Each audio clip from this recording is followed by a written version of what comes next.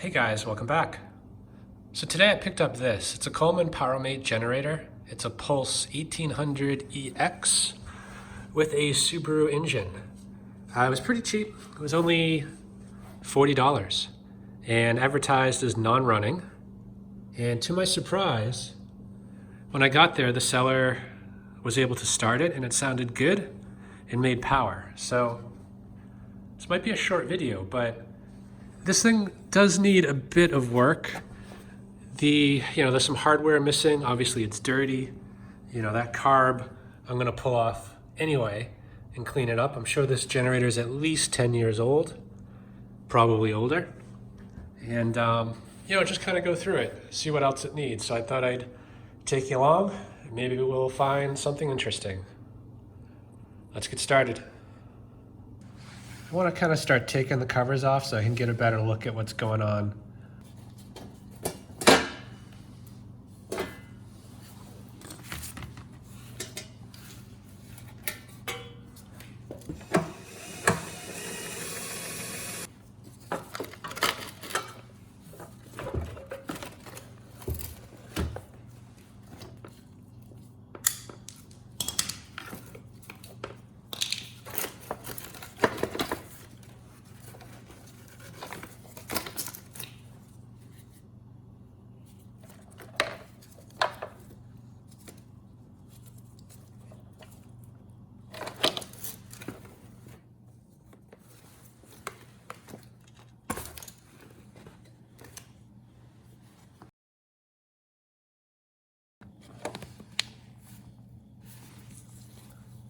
Yeah, pretty typical. This filter is destroyed. So I won't be putting that one back on.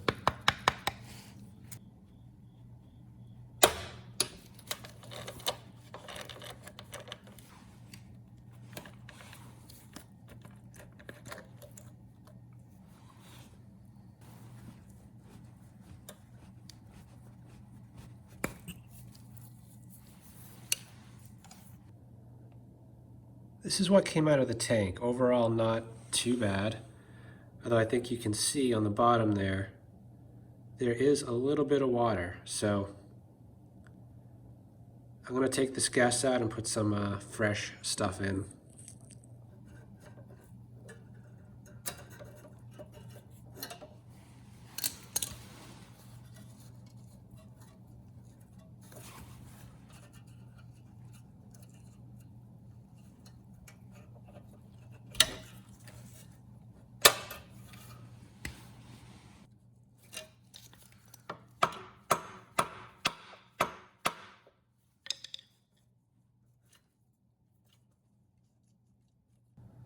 That thing's really on there. It's trying to take the insulator with it, so I think I'm just gonna let the insulator come out. But in order to free it up, I need to take the tins off. Sorry, the blower housing off.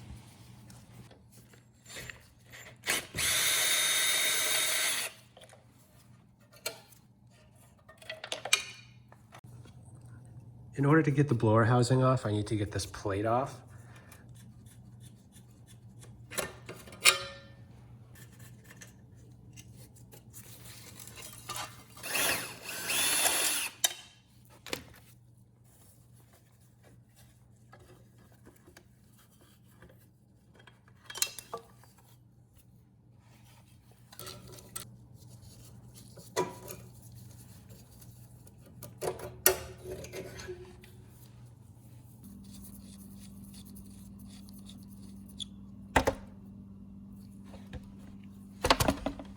What do you think it's going to look like?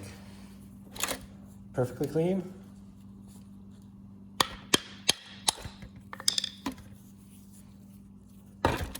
I would say unlikely.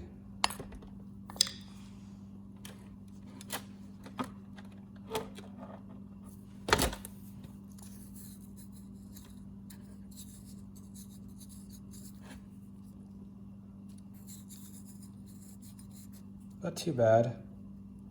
Not sure what that is. It's pretty gritty.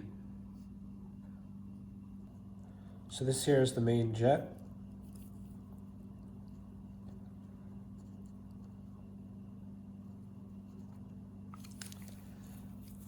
and it doesn't want to come out, so I don't have to remove it to clean it. In this case, I'm probably going to leave it on.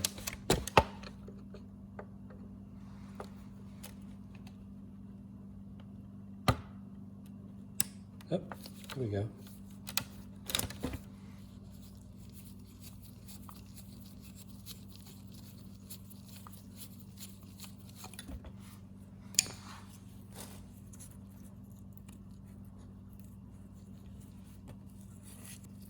And there's also a pilot jet on the top.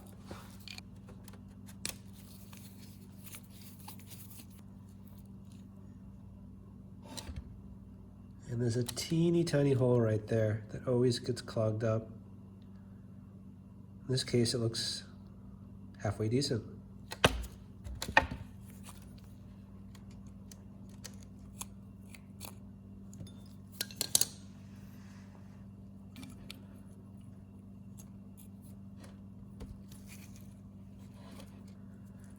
Yeah, needle looks good.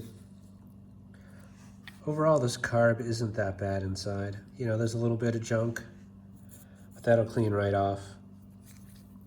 So I'm gonna soak it in the ultrasonic for a bit and turn you back on when it's out.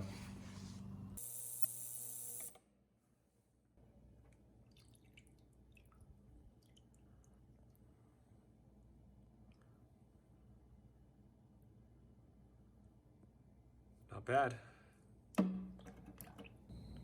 Started cleaning this up. Not too shabby so far. I'm going to start putting the carburetor back together and get it bolted back on. Yeah, I washed all the degreaser off from the ultrasonic and just blew it dry. So I think I'm going to start with the pilot jet.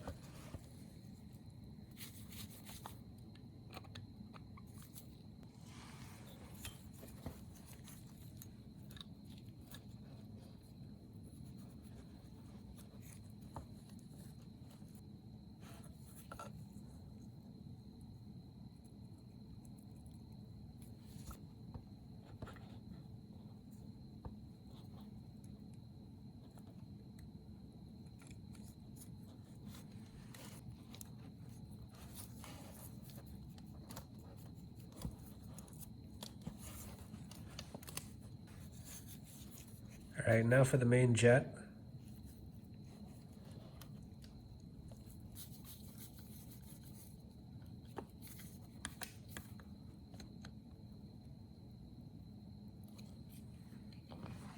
Okay, good.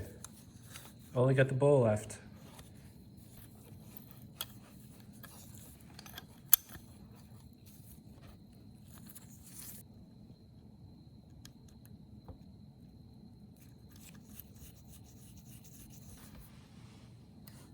All right, let's get it bolted back on. Yeah, almost forgot. I ruined this gasket, so I need to clean the surface off and make a new gasket.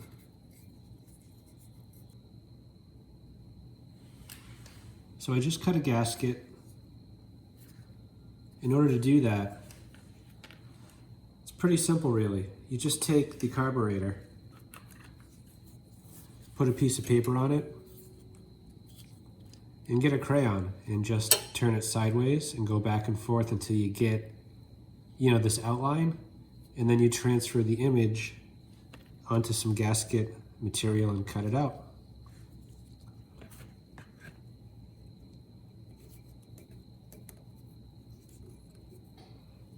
And they sell this stuff at pretty much any auto store.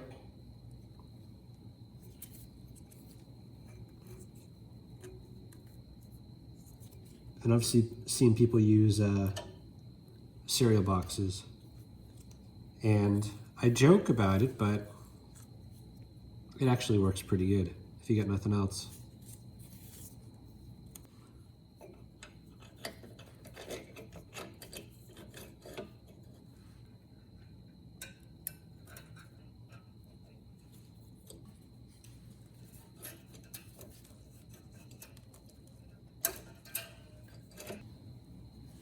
All right, and one more gasket's needed.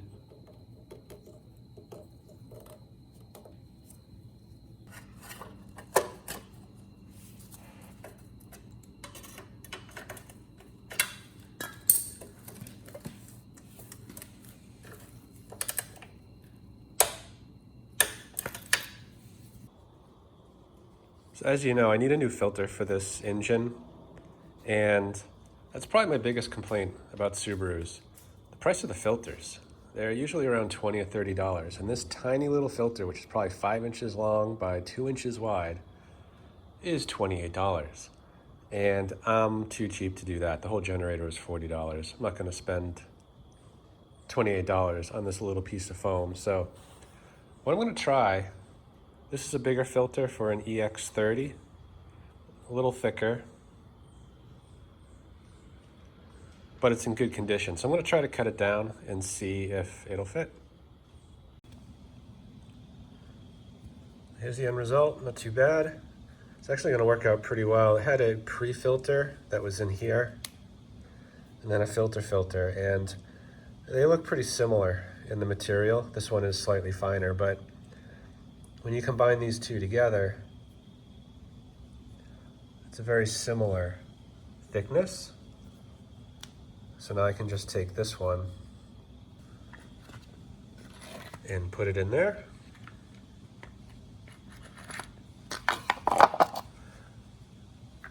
Then it will close right up. And it shuts quite well.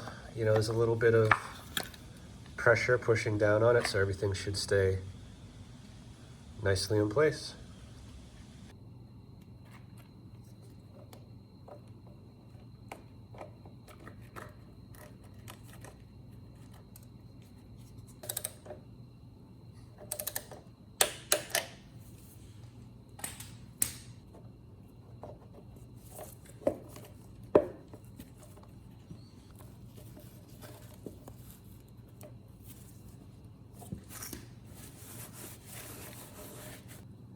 The fuel lines look pretty good. A little petrified maybe, but not cracked.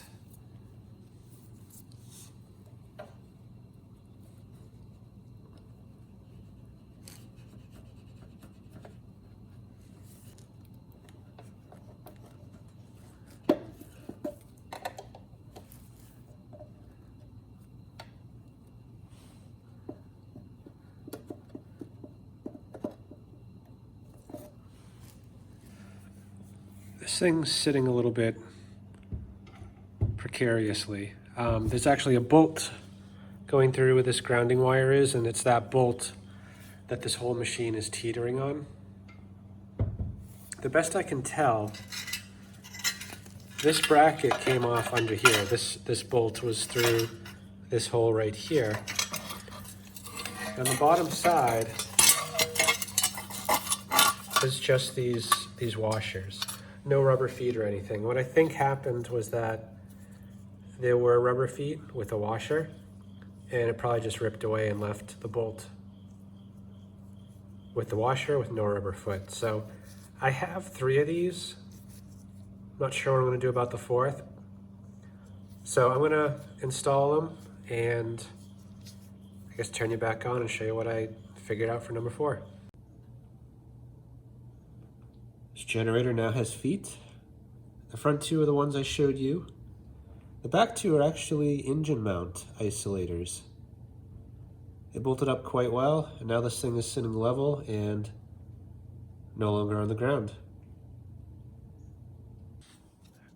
Next issue I'm going to deal with is the way that this cover fits on. You know, I noticed that the alignment's a little bit off. You can see this side looks all right, but this side's sticking out. And that's not a huge deal, but it causes a bigger problem over here because this is now kind of crooked. So when you go to bolt the cover back on, these holes are actually too far away. You know, this has to be pushed that way, probably 1/4 of an inch. Not sure how well that shows up, but this hole is blown out and it's raised probably almost 1/4 of an inch. You know, so that's why it's not fitting very well. I have already tried smushing this back with some vice grips and pliers with really minimal success.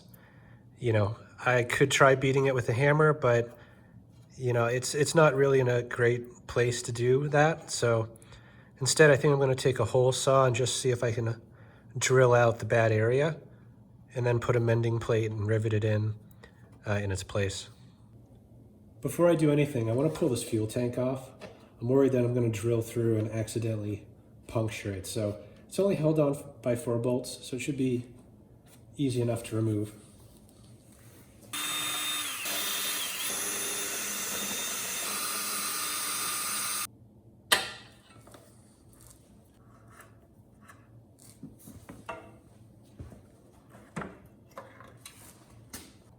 It gives a better view of what's going on, I think. Yeah, I wish I had the tools to straighten that. I might just try hitting it a few times with the hammer. That would be the easiest if it would work.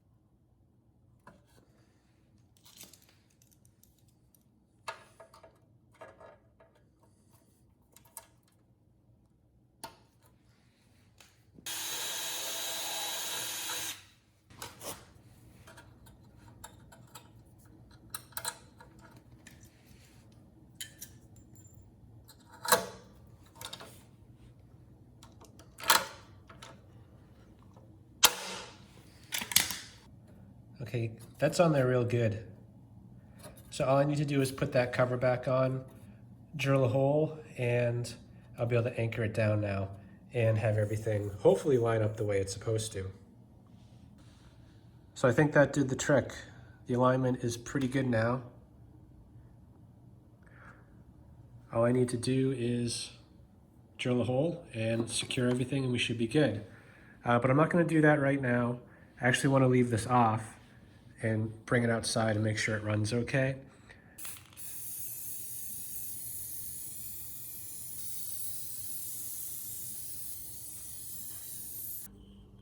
The plastics and covers are not bolted on yet. Just wanted to put it on and see how it's coming together. So as you saw, I did paint both sides here.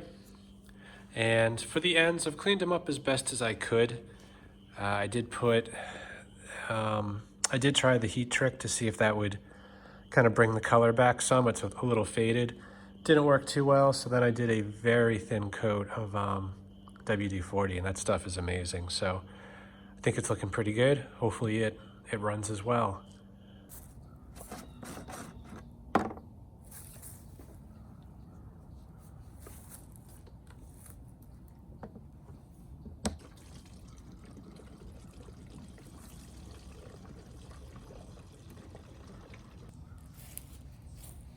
All right, I think we're ready for contact. I did have to temporarily put the off switch back on.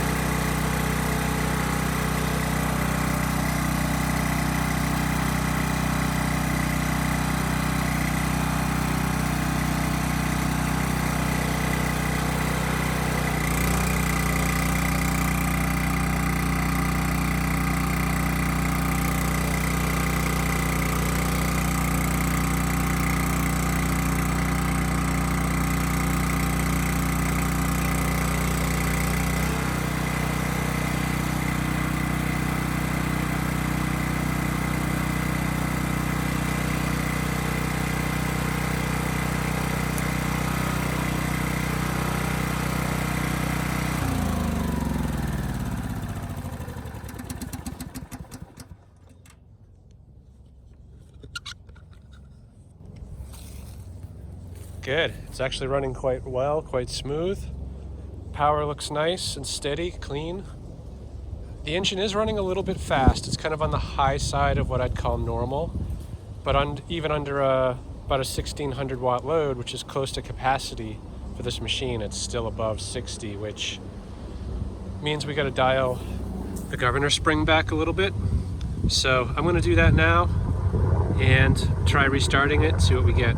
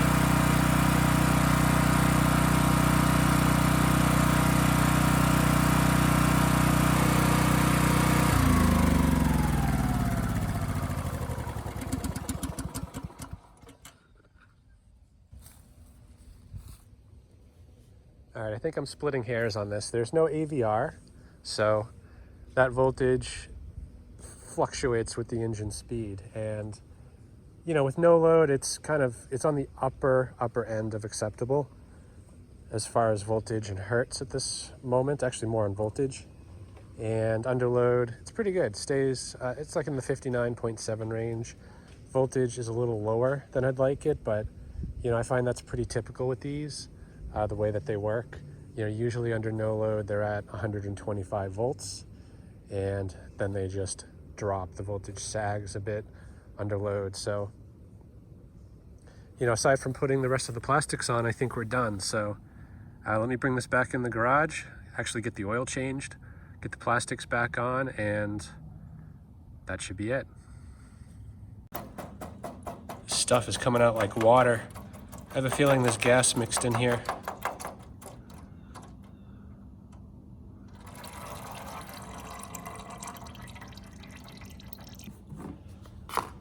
That kind of caught me by surprise. I was not planning on filming an oil change.